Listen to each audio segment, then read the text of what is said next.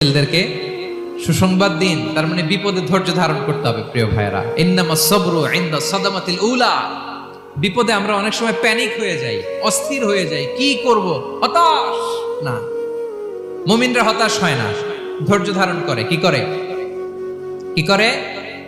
ধৈর্য ধারণ করার শক্তি দাও গো মেহেরবান আমায়, দাও গো মেহেরবান। পড়েন, ধৈর্য ধারণ করার শক্তি দাও গো মেহেরবান আমায়, দাও গো মেহেরবান। সবাই বলুন একসাথে, ধৈর্য ধারণ করার শক্তি দাও গো মেহেরবান আমায়, দাও গো মেহেরবান।